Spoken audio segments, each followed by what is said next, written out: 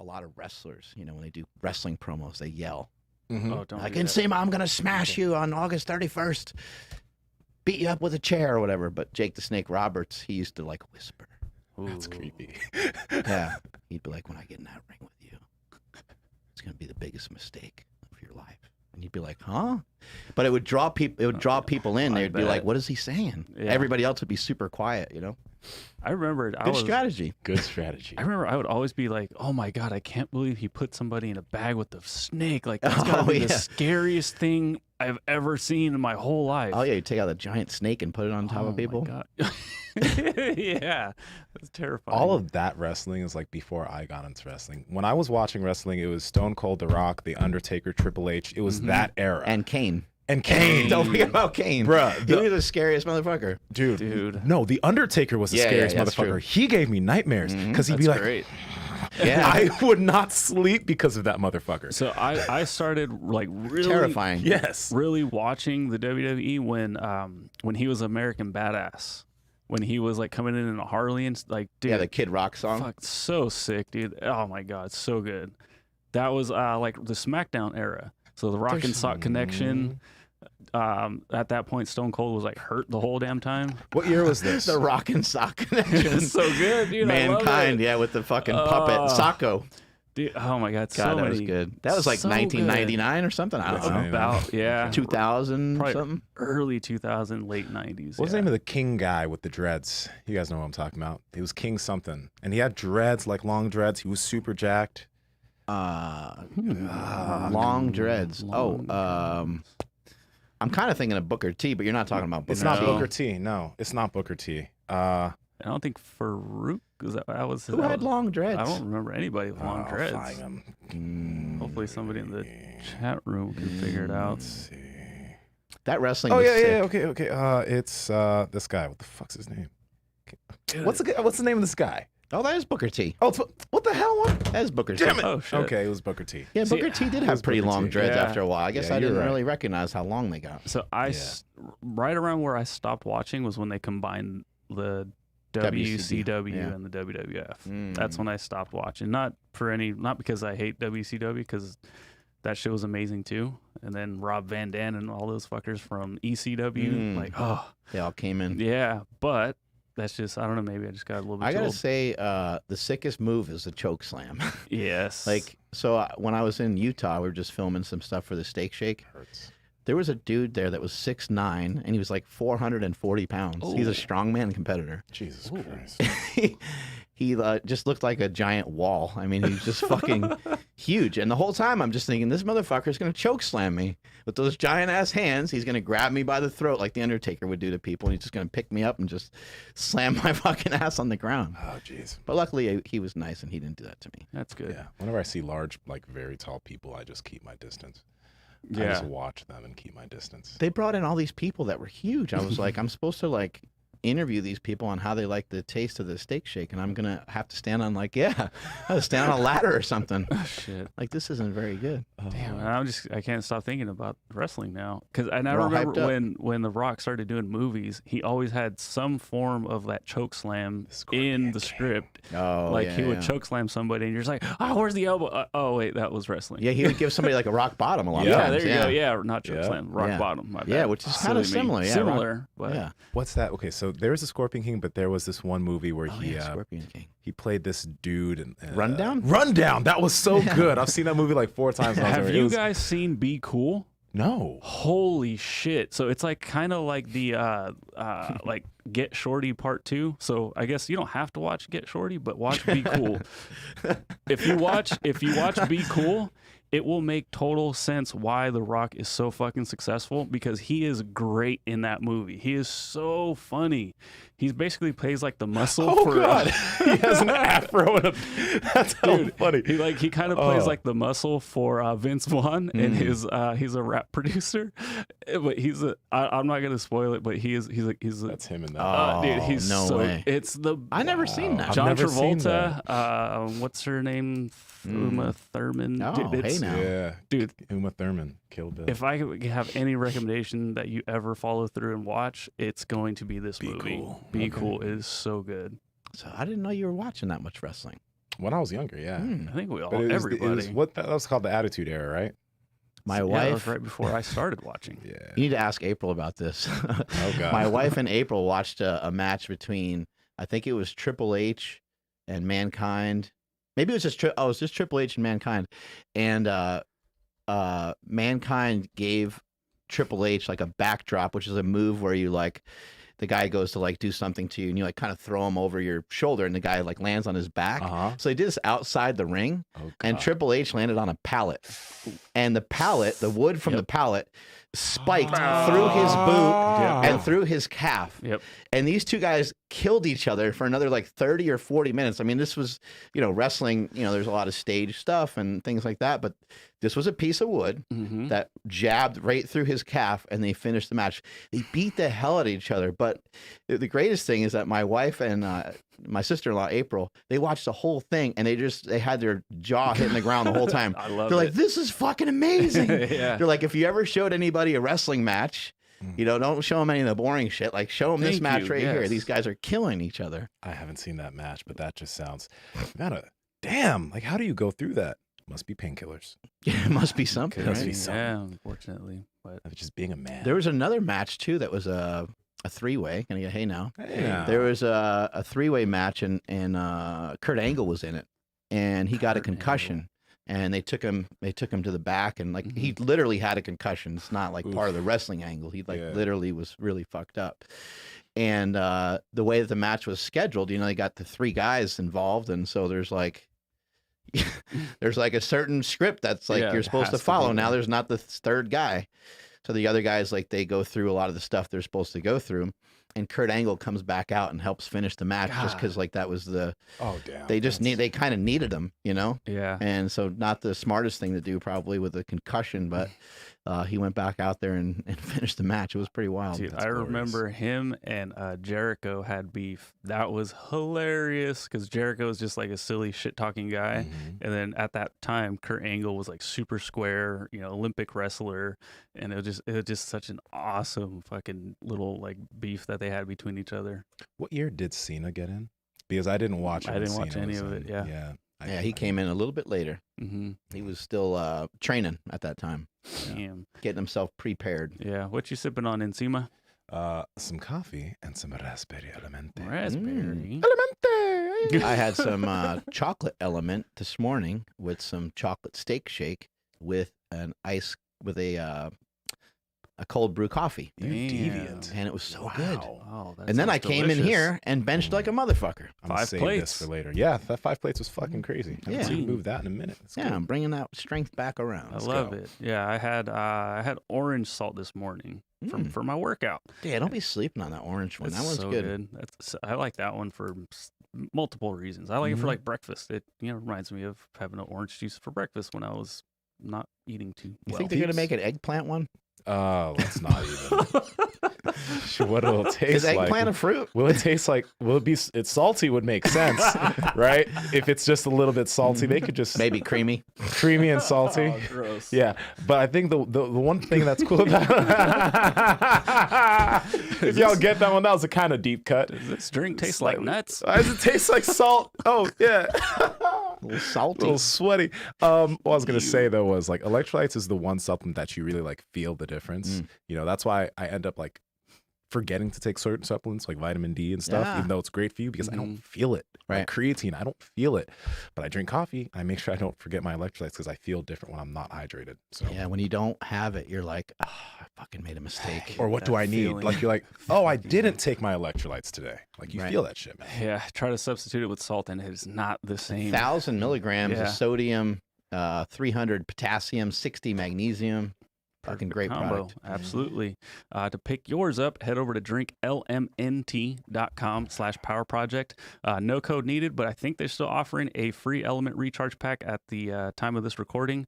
But if not, check out the value bundle because you're going to get 4 boxes. So any 4 flavors you want. Although I know right now the new grapefruit salt is sold out. So I Really? think we're That one was really good. we're responsible for that one. Right. We talk about it all the time. It's so good. But anyway, you can get 4 different boxes, 4 different flavors for the price of 3. Again, it's at drinklmnt.com/powerproject. Head over there right now while we chat on this podcast. All right, so let's get to it. We're talking about the metabolism today. Metabolism. And I hear, people will often say that they like wreck their metabolism through some sort of diet. Yeah.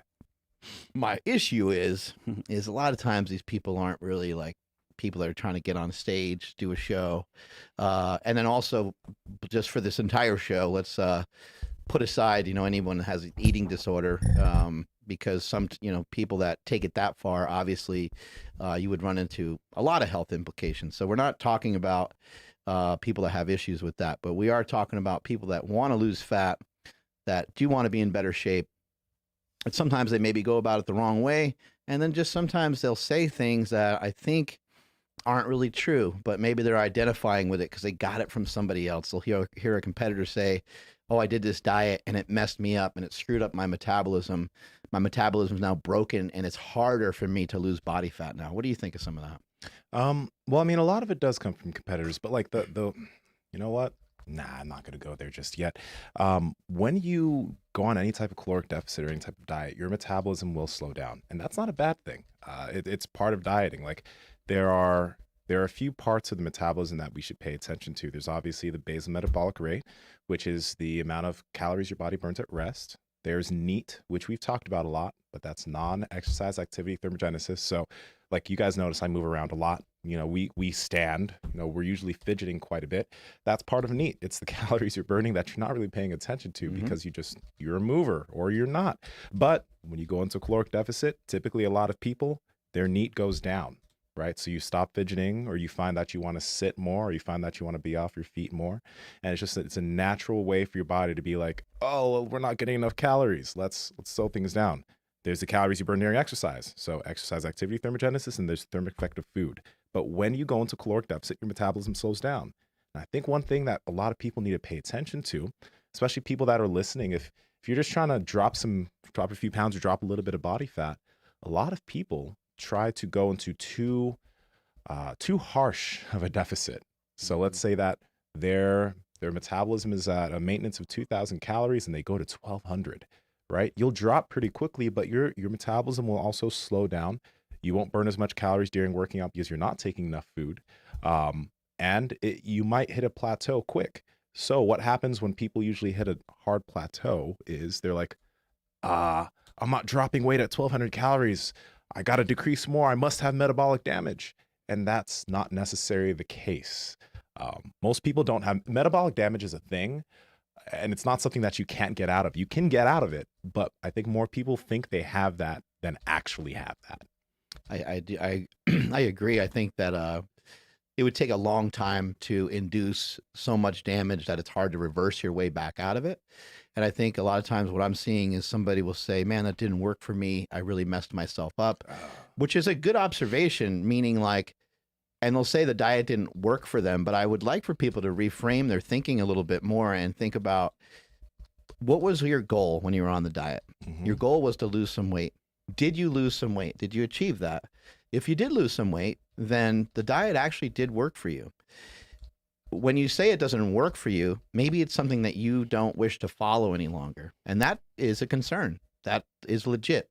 You no longer want to do it. You want to switch to something else. So that makes a lot of sense to me. But what doesn't make a lot of sense is when someone says that I did that diet for a while, and when I came off it, I gained all my weight back. It's like, well, yeah, because the diet, is kind of in reference to that it's something that is inclusive with your lifestyle. And so every time your lifestyle changes, if it goes back to a lifestyle that promotes some bad habits, then you're going to gain the weight back. So you have to, unfortunately, and I hate using the word have to, but you kind of have to go from one diet to another diet or some other plan that you're going to be able to integrate into your lifestyle. And so when you say a diet doesn't work for you, that might be a decent observation. But it's more like the style of diet didn't fit your lifestyle great. And so now you're thinking about switching to something different. Yeah. Sorry, I just want to get this point out there. Like, I really don't like when I hear people say like, oh, I tried keto and it didn't work for me and it doesn't work. Or you're right, Mark. Like, yeah, I did keto for a little bit, but as soon as I came off, all the weight came back. So keto doesn't work. if you have a job where you work 8 to 5, Monday through Friday, you get paid, and then you stop working and you no longer have that job, will you say working doesn't work for making money? Because as soon as I stopped working, I was broke again. Yeah. Like you kind of have to keep going. Mm-hmm. You know, we always talk about when it comes to lifting, making sure that whatever program you do is sustainable, right? So you're not going to initially step into the gym and start working out 7 days a week, right? Doing heavy power lifts every single day, because you might manage that for a week, maybe 2, but at some point you're going to get so fatigued that you might just get injured, and you need to you got to slow that down because you won't keep making progress. I think we kind of need to look at diet progression in the same way that we look at some of our lifting progression. We need to look at sustainability. So is dropping your calories by 50% going to be sustainable in the long run? Unless you're obese or morbidly obese, where you have a lot of weight to lose, because that can work for obese individuals because they have so much fat on their body. It's going to be rough on their appetite, but they can actually maintain a decent amount of muscle, still go through their day, still drop weight for a long period of time with a harsh deficit. But for a lot of people who are trying to do this, the intensity of your diet plays a big role in terms of if you're actually going to be able to get to the end goal. Because if you're too intense too quick, what happens is it's like, have you heard of the Oprah effect? Go ahead and explain it. I kind of got what you're saying, but yeah. Yeah. So Oprah Winfrey, I love that woman, by the way. She's an amazing interviewer, so smart. But Oprah has always talked about diets for years and years and years on her show. And one thing you'll notice when you watch the Oprah show, if you've watched it through the years, my mom loved it, so I was able to see Oprah's progression myself, is you see Oprah lose weight, but then you see Oprah come back the next season and she's heavier. Oh. And then she comes back the next season and she's dropped a little bit of weight. She looks a little bit better. But the next season, Oprah comes back and she's heavier.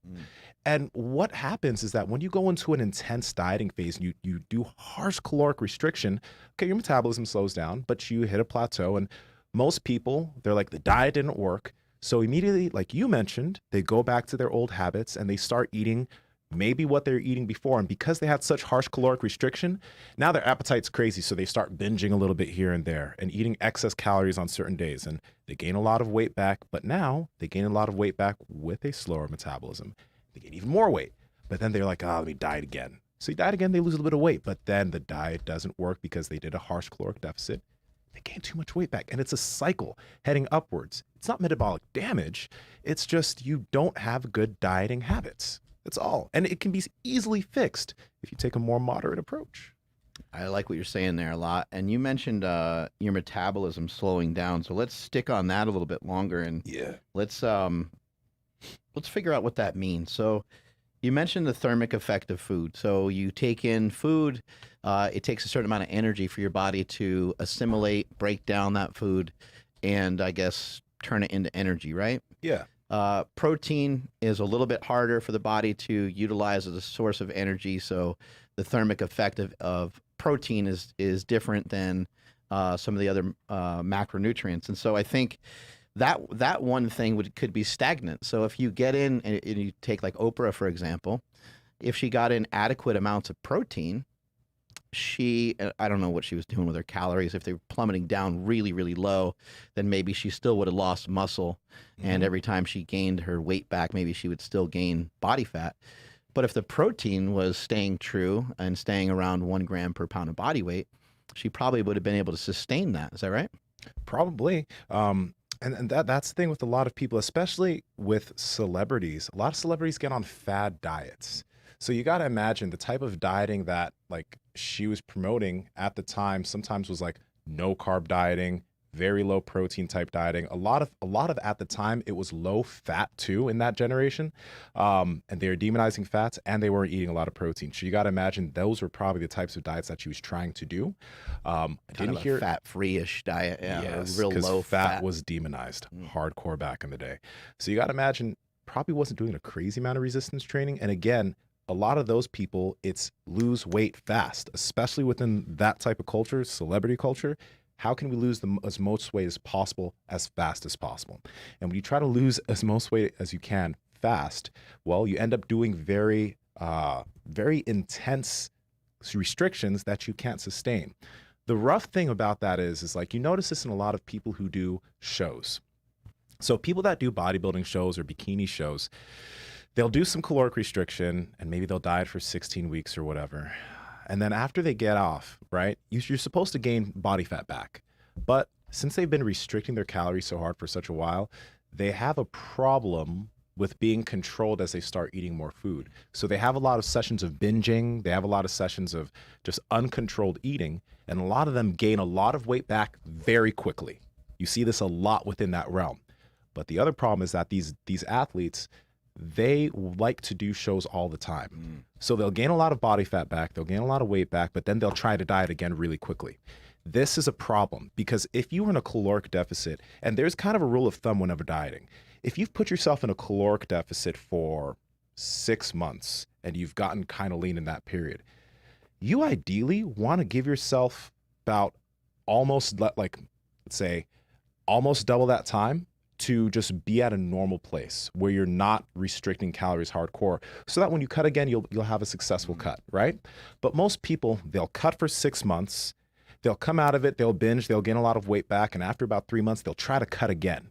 And anecdotally, a lot of these athletes, they're always like, why is it so much harder for me to lose fat now than it was when I did my first one? It's because, first off, you didn't spend enough time out of being in a deficit, and your metabolism actually is slower. It's not slower than when you're in a harsh deficit, but it hasn't come back to a place where you have that same maintenance where you were at the very beginning. So it ends up turning into a yo-yo effect where you lose, you get lean, you gain a lot of body fat back, you try to lose again, it's harder, so you need to go into an even harder caloric restriction, and then you yo-yo back up, and potentially you're gaining more and more body fat each time.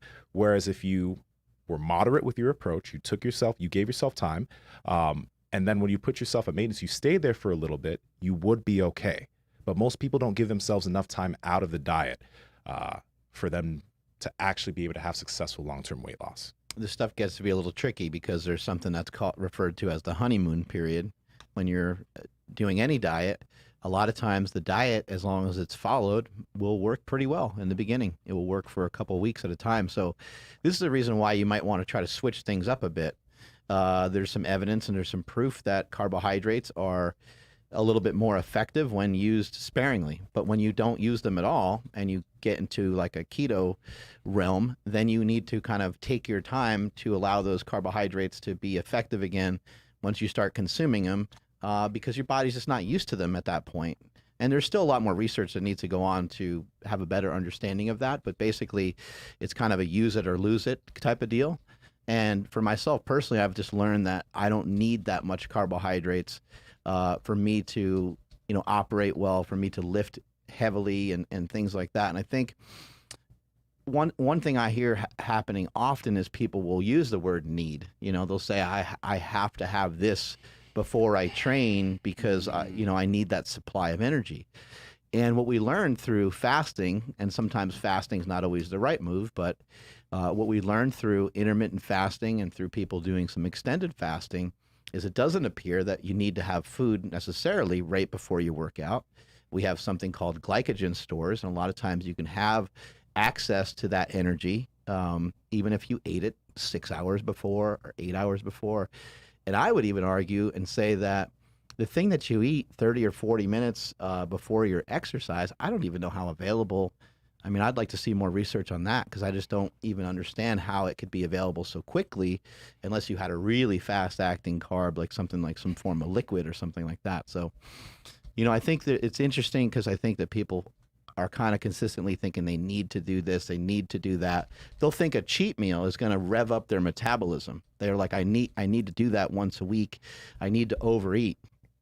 And actually, some of the research will show overeating is such a weird trick.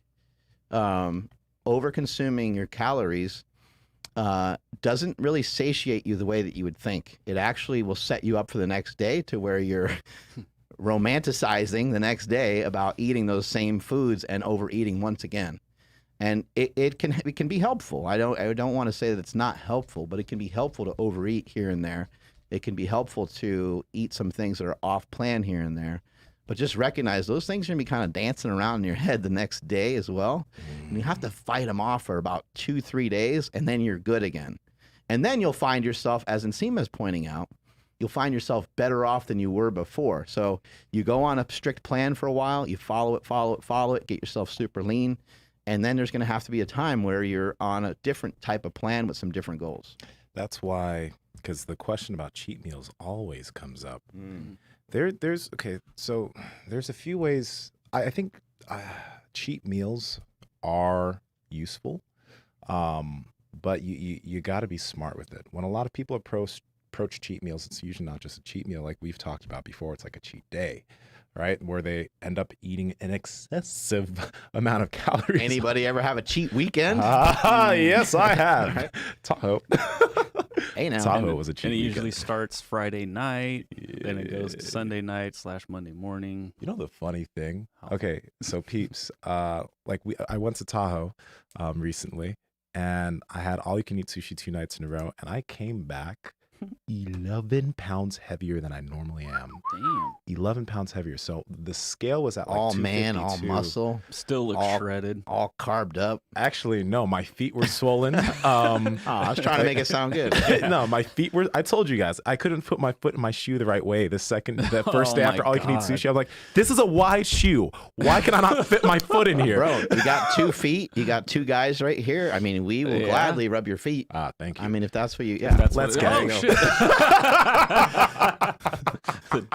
So bendy. But anyway, That was pretty fast. Yeah, I know. Like, dude, careful with your hip. no, it's actually Kelly Starrett. Thank you so much. My hip feels so juicy. I can't wait to roll today. Oh, throwing in some dance moves. can't wait Yeah, to feel man, it. I feel so good. But What was that, Andrew? Because he's like, it feels so juicy. I'm like, I want to feel it. let's get back to it. It took me like 8 days.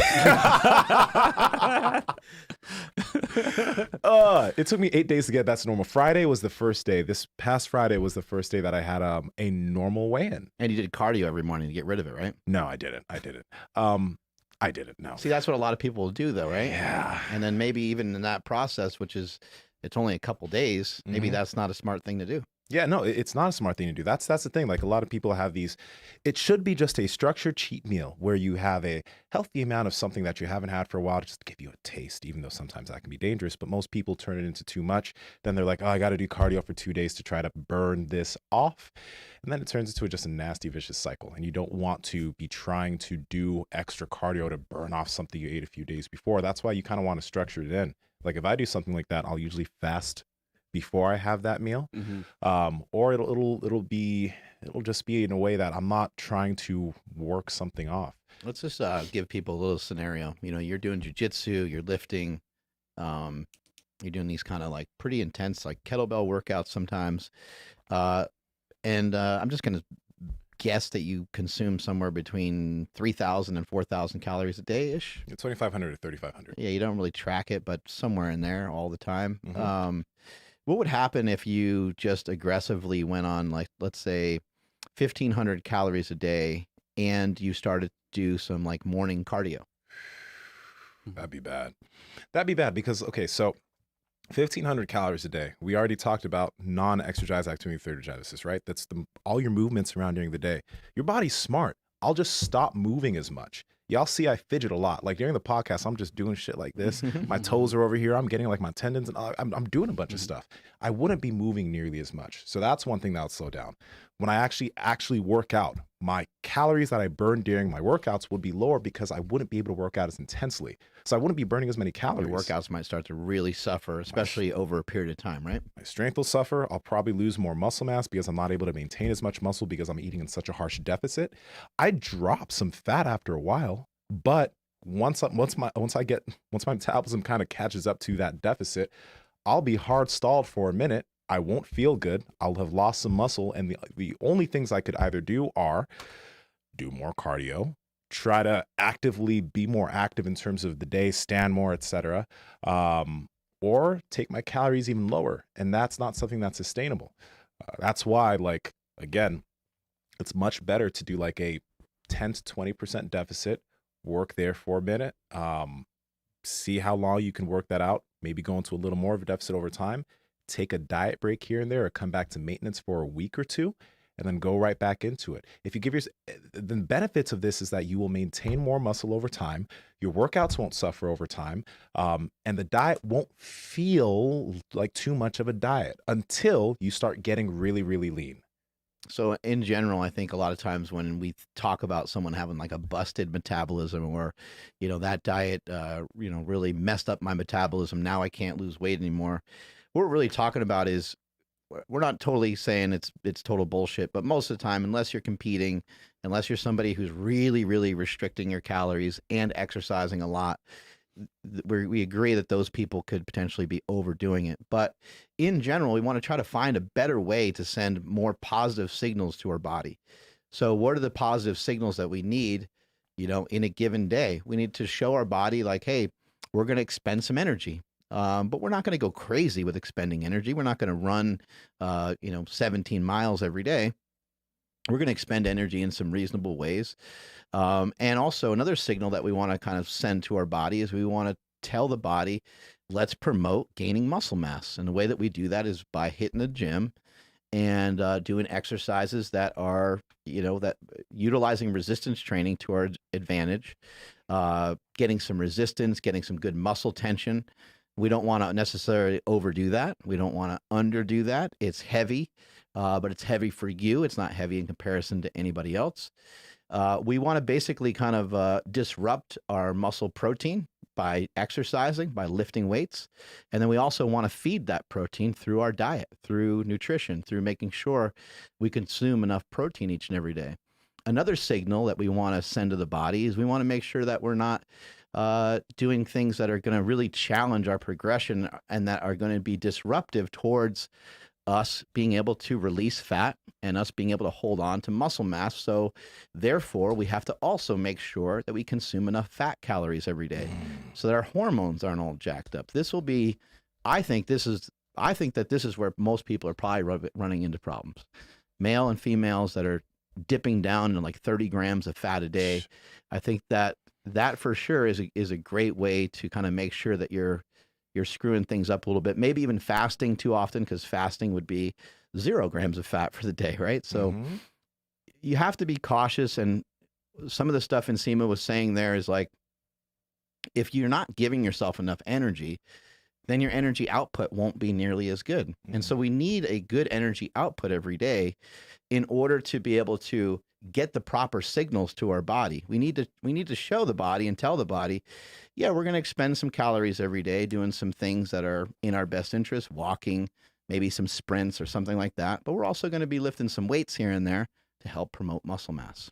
And one thing, we always talk about it, but let's not forget, within all of this, if you're dieting and you're going into a hard deficit, you need to get good sleep.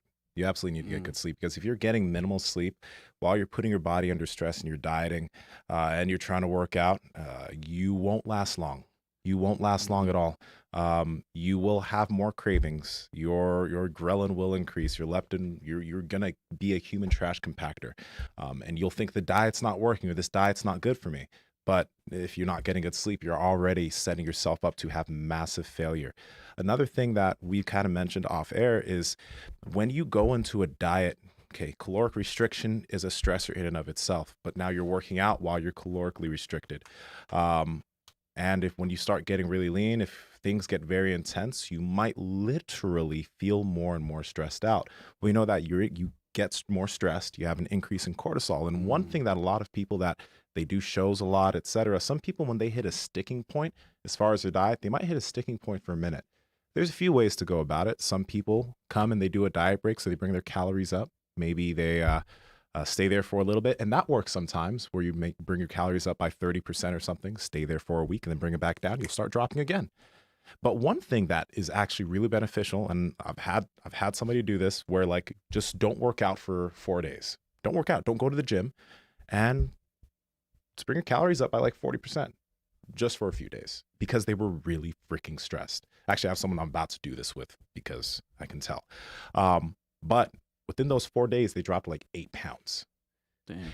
And you guys remember when I told you that like I dropped hella water, like I ate all that all you can eat sushi, and I gained like 11 pounds. I didn't gain that much body fat. A lot of what I had on my body was water. And I wasn't stressed, But when you are very stressed, you can hold on to a lot of water, so much that it can be fairly surprising. And by stopping that activity a little bit, and oddly enough, eating a little bit more food just for a little bit so you can de-stress, think about something else, you can drop extra weight. You can actually drop a little bit extra body fat. Then when you start dieting again, you'll be able to go back into it fresh and feeling good.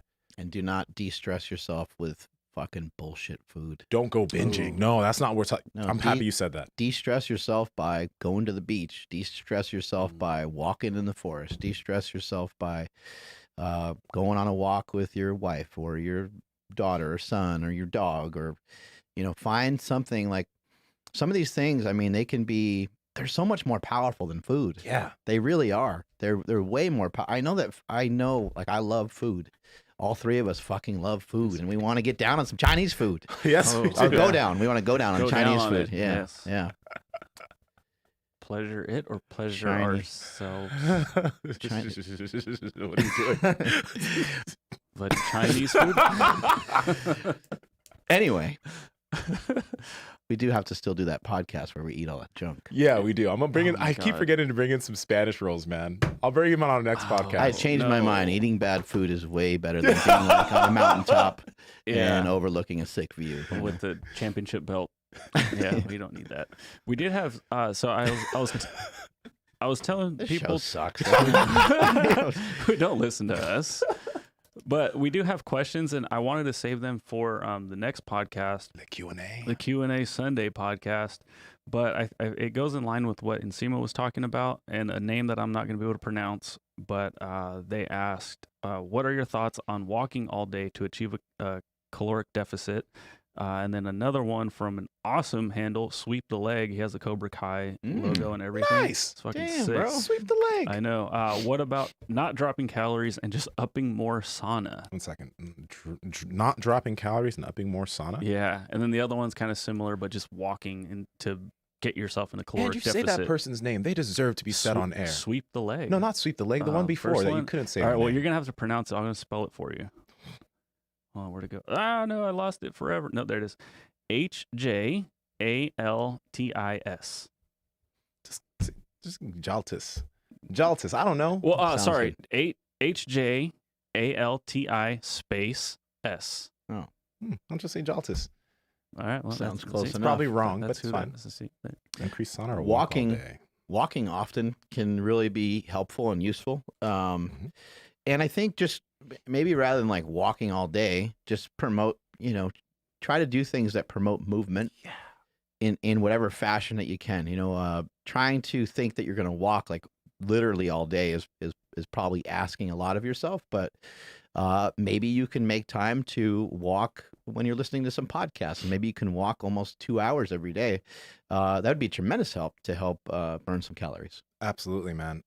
Like walking all day, maybe because that can turn into being something excessive and non-sustainable if you don't walk often already. It could pull on you too. Like you don't want anything that pulls on you. You don't want anything you want nothing in your plan that's going to promote overeating, and you want nothing in your plan that's going to promote you to exercise less. So in my own experience, if I was to walk 5, 6, 7 miles, that's a little excessive for me. And that gets, and I love to walk, but that starts to be a little too high, where I found that I'll walk 5 miles one day and none the next. And then 5 miles, maybe 3, 4 days later. You want it sustainable, and you want to be able to do it daily. Yeah, maybe have somebody that you can walk with and have some good conversation with. I always enjoy that. But one thing that, and this is going to sound so fruity and people are going to be like, oh, I think that we should really start like maybe developing a little bit of a better relationship with our body and movement.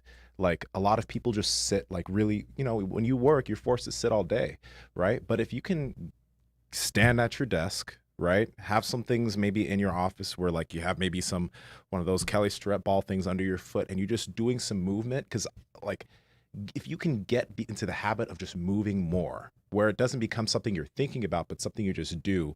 That's why like whenever I rewatch podcasts sometimes, and I'm like, oh, we're like looking for shit that we've done, I'm always moving, and I'm just like, this must be really annoying to some people. But I just have a habit of continuously moving. I've been that way for a minute, but I haven't always been that way. Mm-hmm. I just like moving, and I think if we can build a habit of just trying to move more, and exploring aspects of our body, that can be really beneficial for your your fat loss in the long run, because your NEAT might just perpetually stay higher. I have no scientific background behind that, but I do know that when I go into harsher deficits, because I have a habit already of moving, it's a habit for me, I will still, my NEAT will probably still be pretty high compared to the average individual. I think if you think about a lot of people, they sit down at the end of the day, and once their day is done, they really relax a lot, and they kind of just succumb to the day, and they just like let the day be over, and they go to bed. But I would still say, like, find ways to move. You know, a lot of times people are sitting down with their phone while they're in front of their TV. You know, you got your phone and the TV like both going at the same time, and you're already showing that you know how to demonstrate like multitasking. So instead of the phone or instead of the TV, I would choose one or the other, and maybe you're doing some stretching, or maybe you're on the ground and you're like, I'm gonna you know, lay on the ground while the TV's running, and I'm gonna occasionally do 5 or 10 push-ups, and I'm gonna be here until I accomplish 50 of them. Yeah. But I think a lot of times once the end of the day is near, I think people really shut down and get very sedentary for the end of the day. If you can find anything that's going to promote you to be able to do something every single day, even if you're only burning a couple of calories, that's going to be something that's going to help you long term. That's going to help you for the rest of your life if you can kind of continue to do that. And to answer the second question about the sauna, instead of lowering calories, increasing your sauna intake, increasing your sauna, just going to the sauna, it can be useful. You just got to make sure that you rehydrate, get some electrolytes in. I said he rehydrate. There's the baby talk. I have baby talk every now and then. I can't avoid it. There's been a lot more lately, though. Yeah, man. It's just the way it be. It's just the way it be. I like it. Yeah. But yeah, make sure you get your electrolytes back in, and just be careful with it, because, if you're in the sauna for too long, for some people that does affect their performance a little bit. So yeah, getting some extra sauna though can burn some extra calories, and it is beneficial and helps you feel good. I say do it. A good de-stressor. It is a good de-stressor. But it's also not in place of calories. You're not going to be in there like burning so many calories that's going to make a huge, significant. It's not gonna make a huge difference. Yeah, it's not going to make a huge difference. Yeah, that was my follow-up question. Was like, it makes sense that it would burn calories because you're burning up, but I hadn't even considered it. But I think what Mark just said, to clarify, it makes a lot of sense. If you're in the sauna and I think you sometimes stretch in the sauna, you take that opportunity because you're already warm, your muscles are warm, you can do some extra stretching. You'll burn a little bit extra calories there, but it's nothing massive. And it could put you in a little bit more of a deficit without you attacking your calories immediately, but it's not something substantial. Yeah, I think just to kind of reiterate, just really be cautious of what you do diet-wise. You want to make sure you're promoting movement throughout the day as much as you can handle, but not so much that it also promotes you not to move the next day. Yeah. We've all had workouts where I'm sure you've had some like lifting sessions and stuff, especially in the beginning when you're doing jiu-jitsu. You're like, even though I guess maybe you probably felt like you had to go to jiu-jitsu just to kind of get over the hump, but there was probably a lot of days where you just didn't want to go and you didn't want to continue to you're like, man, I'm just I'm really sore, or the jiu-jitsu made you so sore because it's something new. So you want to do things that are going to promote movement, but not do so much movement that it promotes you not to move the next day. When it comes to your nutrition, it's the same thing. We want to promote the idea of consuming nutrient-dense foods and good calories. And a lot of times when we promote that, a lot of times we're going to naturally start to eat less. The more that you stick to that food list, that food plan, I think the better off you're going to be, and the easier you're going to be able to manipulate your calories. When you have an influx of cereal and some other types of foods like that, more often than not, you're going to promote overeating, and it's just going to be difficult to fight that off. So I think those are a bunch of things that can help you guys with your metabolism. Yep. Take us on out of here, Andrew. I will. Thank you, everybody, for checking out today's episode. And if you did appreciate it, please hit that like button on YouTube. And if you are on the live stream, stick around. We're going to go live in a few minutes after this to answer your questions. So if you have questions, get ready to ask them and we'll get ready to answer them. Please make sure you follow the podcast at Mark Bell's Power Project on Instagram, at MB Power Project on TikTok and Twitter. My Instagram and Twitter is at I am Andrew Z. And Nsima, where are you at? At Nsima Inyang on Instagram and YouTube, at Nsima Inyang on TikTok and Twitter. Mark. I'm at Mark Smelly Bell. Strength is never weakness. Weakness never strength. Catch you guys later. Bye.